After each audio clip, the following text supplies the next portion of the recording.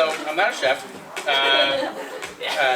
I just really like to cook, and my family history, like my grandma on my dad's side, and my dad, they ran a catering company in the Philippines, and so Amoy Araw, right? Like the concept. I'm not sure how many folks are familiar with the term, but it's like almost like, oh, you smell. It's like kind of something that like parents will tell their kids when they're playing outside, and like, oh, you smell like, you smell kind of bad. Amoy Araw. But it's kind of like, when you translate it to English, it's like you smell like the sun, and I always thought that was kind of poetic. And it's also like an homage to workers, right? People who toil out in the sun, who smell like the sun, who soak in the sun. And so the dishes that I have there, I know a lot of people call them fusion. That's fine, whatever. But I think they're more of a conversation. We are here, people of the diaspora from, Philippines, from Mexico, from Korea, from wherever we're coming from, and so those dishes are conversations about being here in the United States, being in Los Angeles, growing up, as a 1.5 generation Filipino American. I've always felt like I had the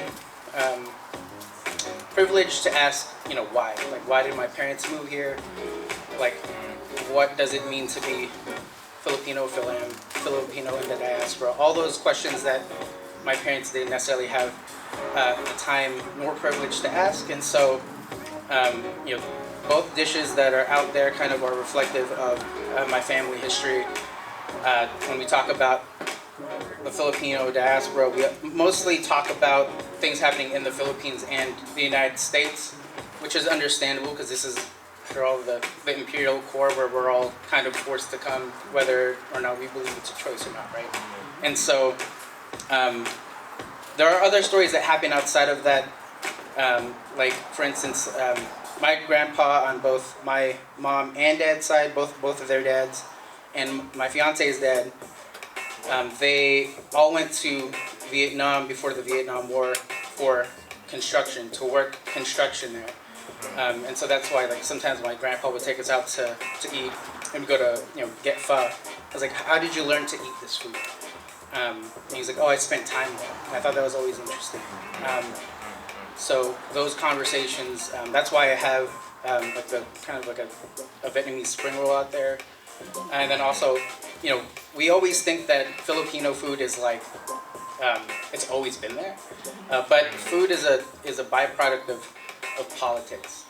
Like, who's able to eat this food? How did this food get here? Via means of colonialism, etc., right? Like, tomatoes haven't always been in Filipino food, but we think about them in sinigang. All these other aspects of Filipino cooking hasn't always been there. It's been introduced to us. And so the last time I went to the Philippines in 2019 with my fiance and her family, a lot of Koreans there. And I thought, would it be interesting if in the next few years maybe these two cultures come together and it just kind of kare-kare tteokbokki, right? That's kind of one of the things that I was thinking about. And so I try to make it vegan and gluten-free, the tteokbokki. Everything is gluten-free because the soy that I used is no wheat in it. But that is the only vegan option, unfortunately. So thank you very much for having me, and I want to thank Sunday Jump, thank my fiance, thank my friends Eileen and David out there for helping me. I am sorry if the spring rolls, I'm not sure what's happening today. My hands aren't working well, but the spring rolls are a little loose, so sorry about that. And also the sauce and the vinegar out there, that's made by my dad, so yeah. Thank you. Thank you, Chef. Thank you, Chef. Break it down.